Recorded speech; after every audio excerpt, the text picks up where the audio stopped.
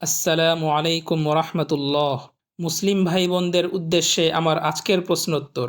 প্রথম প্রশ্ন, আচ্ছা বলুন তো, কেয়ামতের দিন যখন সমগ্র দুনিয়া ধ্বংস হয়ে যাবে এবং মানুষের হিসাব নিকাশের জন্য মিজানের পাল্লা কায়েম করা হবে, তখন সর্বপ্রথম কোন তিন ব্যক্তির বিচার করা হবে?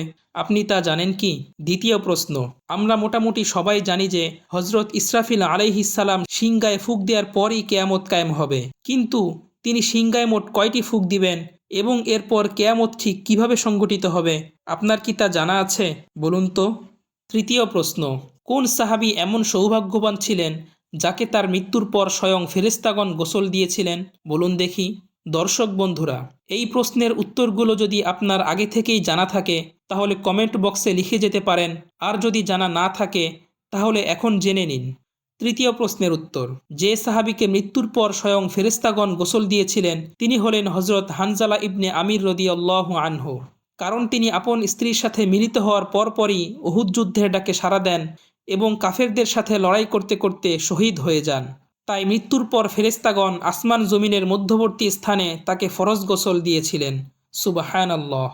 দ্বিতীয় প্রশ্নের উত্তর, যখন কেয়ামতের সময় ঘনিয়ে আসবে, অর্থাৎ পৃথিবীর বুকে কোনো ইমানদার ও মুসলমান ব্যক্তি বাকি থাকবে না, দুনিয়ার বুকে শুধু কাফের মুশরিকরা বিরাজ করবে, ঠিক তখন হঠাৎ ইসরাফিল আলাইহিসসালাম সিংগায় প্রথম ফুঁক দিবেন।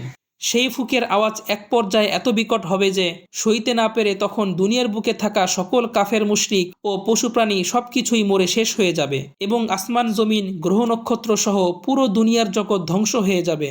এইভাবে সিংগার প্রথম ফুঁক শেষ হবে এবং 40 বছর পর্যন্ত সিংগার ফুঁক বন্ধ থাকবে। 40 বছর পর ইসরাফিল আলাইহিসসালাম সিংগায় দ্বিতীয় ফুঁক দিবেন। ফলে তখন নবী রাসূল, মুমিন মুসলমান এবং কাফের মুশরিক সবাই যার যার কবর থেকে বের হয়ে আসবে এবং হাসরের মাঠে এসে সবাই একত্রিত হতে থাকবে।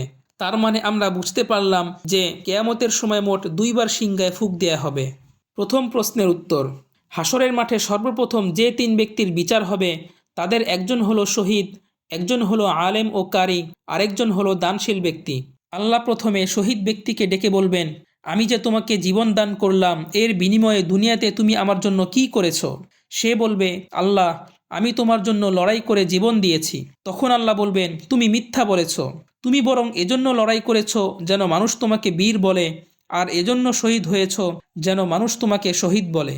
তো তুমি যা চেয়েছিলে তা তো পেয়েই গেছো দুনিয়াতে, সুতরাং এবার জাহান্নামে যাও। তখন তাকে উল্টো করে জাহান্নামে নিক্ষেপ করা হবে।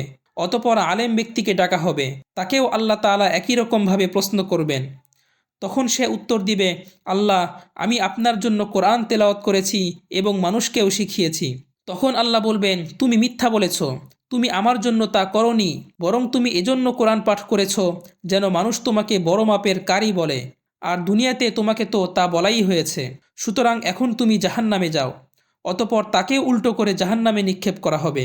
তারপর দানশীল ব্যক্তিকে ডাকা হবে, তাকেও আল্লাহ তাআলা জিজ্ঞাসা করবেন, দুনিয়াতে তুমি আমার জন্য কি করেছ?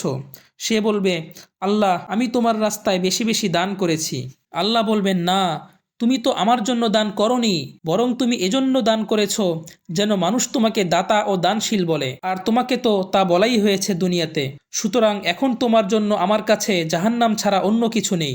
তখন তাকে উল্টো করে জাহান্নামে ফেলে দেয়া হবে। নাউজুবিল্লাহ। সুতরাং দর্শক বন্ধুরা, আসুন আমরা গুনাহ ছেড়ে দেই এবং কবরের প্রস্তুতি নেওয়ার উদ্দেশ্যে শুধুমাত্র আল্লাহরই জন্য বেশি বেশি নেক আমল করার চেষ্টা করি। আমিন। আর ভিডিওটি ভালো লাগলে শেয়ার করুন এবং চ্যানেলটি সাবস্ক্রাইব করুন। ধন্যবাদ সবাইকে।